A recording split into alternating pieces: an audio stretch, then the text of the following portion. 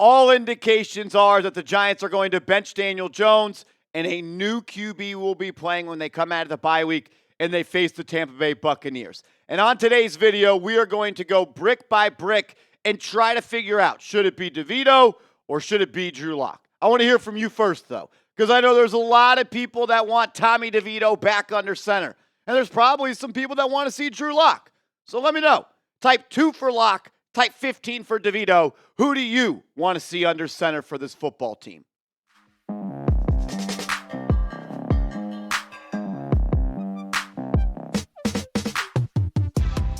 You're watching Giants Now by Chat Sports. I am your host, Marshall Green. I appreciate everybody for stopping by. As on today's video, we try to figure out if it should be Lock or DeVito if the Giants do move on from Daniel Jones as their starting quarterback. Adam Schefter said he does not expect Jones to play again for the New York Giants. Brian Daboll said they are going to evaluate the quarterback position. Joe Schoen said they are going to evaluate the quarterback position. And Pretty Ricky on Twitter said it has already been done. So if the Giants are benching Daniel Jones, I think that Drew Lock will be the starter. And there are a couple of reasons why. And on today's video, I'm going to try to look through the lens of what do I want to happen as a fan and what do I think the Giants are going to do? Because those are two different things. But I do think that Lock will be the starter for this team for multiple different reasons. But the biggest one is this. They paid him $5 million in free agency. If they thought that Tommy DeVito was ready to be the backup for Daniel Jones, they wouldn't have had to pay Lock $5 million. They could have just had DeVito be that QB2 and you go out and find another QB3. But they did not, and they gave him $5 million. And remember the story that came out around the time that Lock put pen to paper to leave Seattle to go and join the New York Football Giants? Lock told the Seahawks GM, John Schneider, apparently that the Giants sold Drew Lock on an opportunity to compete to be the starting quarterback. Remember, we broke that down on the channel? And remember, Drew Lock pretty much had to, in his introductory press conference, say that's not true, and he had to backtrack that? Well, how did John Schneider know that? Probably when Lock told him, hey, I'm going to go sign with the Giants, so I'm not coming back to play for the Seahawks. And Schneider probably asked why, and he says, this is why. The Giants also, on top of signing Drew Lock and giving him $5 million in guaranteed money, they gave him an opportunity to make $3 more million in incentives. So they believe that this is a guy that they were likely going to have to play, and they wanted to give him an opportunity to earn more money if that playing time did come. Shout out to Dan Duggan. He detailed the contract for Drew Lock, and he showed what the incentives are. And at this point, the incentives are probably unlikely to hit just because we are going to be entering Week 12 of the NFL season. You see him on screen. The only one that I think that's actually possible is $250,000 for 40 to 49% of the snaps. Maybe he can get up to 40%. He'd have to throw the ball 30-plus times to get to 224 pass attempts if he does start the final remaining 7 games. So probably not much incentives are going to be signed. That's not the point, though. But they thought that he could maybe reach those incentives because they knew that there was going to be an opportunity potentially where he was going to have to replace Drew Lock. And I say all that to say Joe Schoen, and Brian Daboll clearly liked Lock. They signed him in free agency. They gave him $5 million in guaranteed money. They thought and apparently sold him on being the starter down the line, and a contract that is very heavily incentive-laced and an opportunity for him to earn more money. And look, I want to see what Brian Daboll and I want to see what Joe Schoen saw in Drew Lock, because I have a question, really a red flag, hovering over the heads of both of those gentlemen of, can they identify who's a good quarterback? Can they implement a plan to go get him? Can they then build around that quarterback, and can they develop that guy? I worry about all those things. But the main one is their eye for quarterback talent. They gave Daniel Jones $92 million. It didn't work.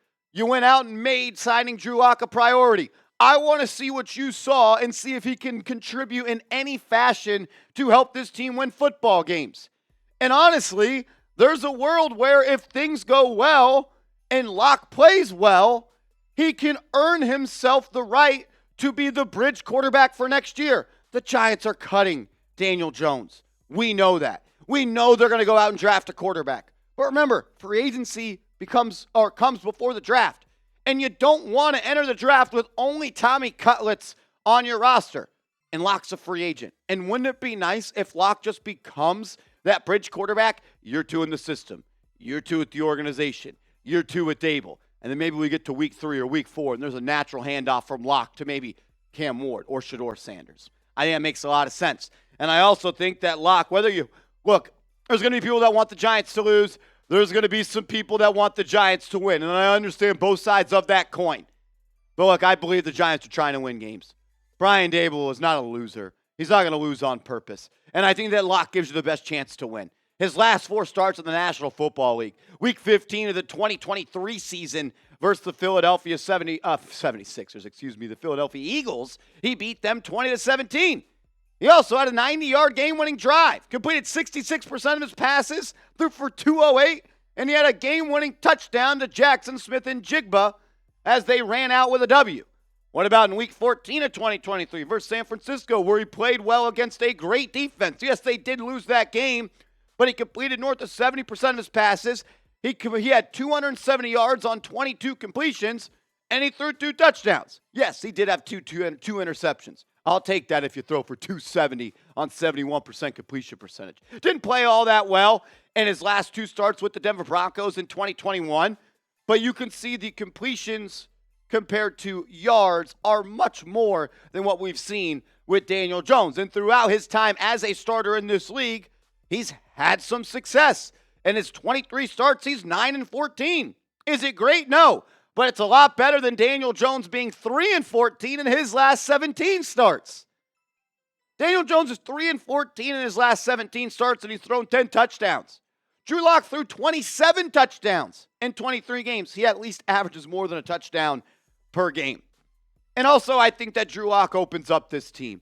I think he opens up this offense. And he makes Malik Neighbors enjoy playing football again. We get to evaluate Malik Neighbors more. We get to evaluate Wan'Dale Robinson more. And we get to look at Jalen Hyatt if he's a player. Because Drew Lock wants to take the top off the defense. Drew Lock wants to be the general of the bomb squad. 42 big-time throws in his career. He has a 5.0 big-time throw percentage. 5.0.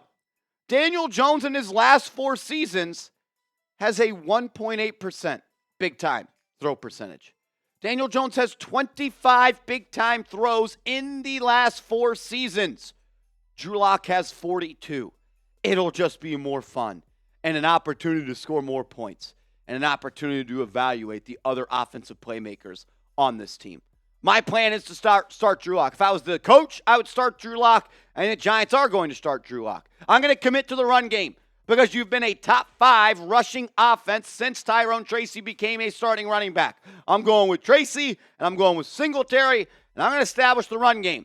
Then I'm going to work that play action game, and we are going to take shots. And we're going to throw bombs. And we're going to look for Theo Johnson in the seam. We're going to work Jalen Hyatt back into this offense. We're going to make Malik Neighbors an explosive weapon yet again.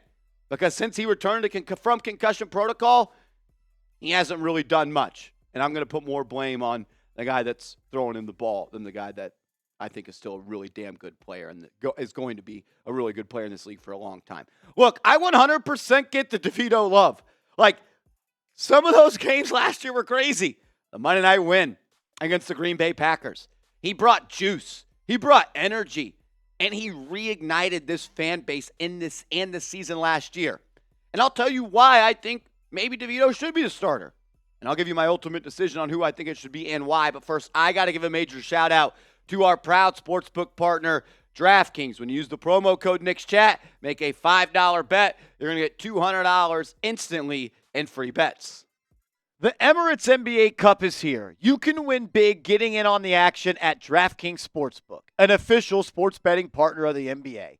All 30 teams split into 6 groups every Tuesday and Friday playing for the right to advance in the single elimination in-season tourney, culminating in the NBA Cup Championship in Vegas. First time, here's something special just for you. New DraftKings customers bet $5 to get $200 in bonus bets instantly. Score big with DraftKings Sportsbook. Every point counts. Download the DraftKings Sportsbook app and use code NICSCHAT. That's code NICSCHAT for new customers to get $200 in bonus bets when you bet just $5 only on DraftKings. The crown is yours. Gambling problem? Call 1-800-GAMBLER. In New York, call 877-8-HOPE-NY or text HOPE-NY 467-369. In Connecticut, help is available for problem gambling. Call 888-789-7777 or visit ccpg.org. Please play responsibly. On behalf of Boot Hill Casino and Resort Kansas, 21 plus age and eligibility varies by jurisdiction. Void in Ontario. Bonus bets expire 168 hours after issuance. For additional terms and responsible gaming resources, see dkng.co/BBALL.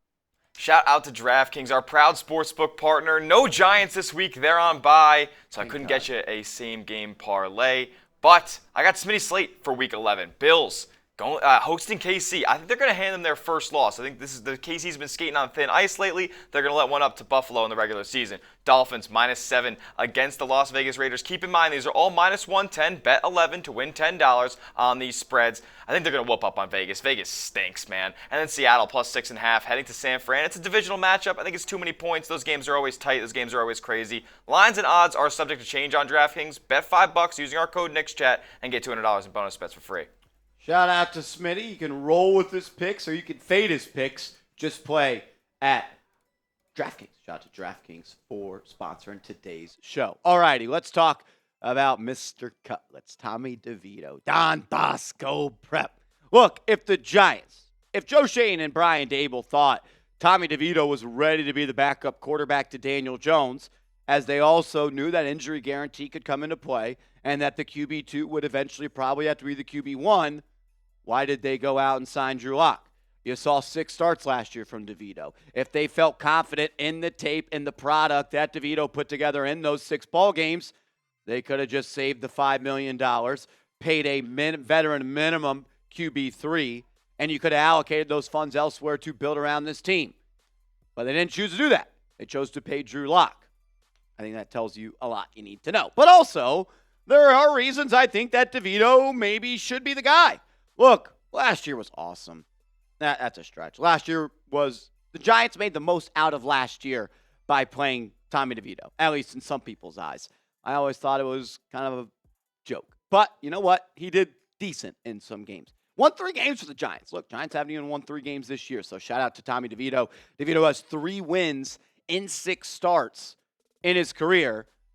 Daniel Jones has won 3 games in his last 17 starts. One thing I will say about DeVito that I do like is he takes care of the ball. And he was able to do so while being sacked a lot. But he has a lot of Daniel Jones in him. And look, there's a reason for that. He was an undrafted free agent quarterback. While I thought he made the most of his opportunities, I'm just not so sure the talent is necessarily there. He had 4 big-time throws in 9 games. He had a big-time throw percentage of 2.2. Remember, Drew Lock was 5. Daniel Jones was 1.8. He had 5 turnover-worthy plays. You should never have more turnover-worthy plays than big-time throws. And your big-time throw percentage and your turnover-worthy play percentage should never, ever be this close, especially when on average you are throwing the ball 6.6 yards down the field. I want something new.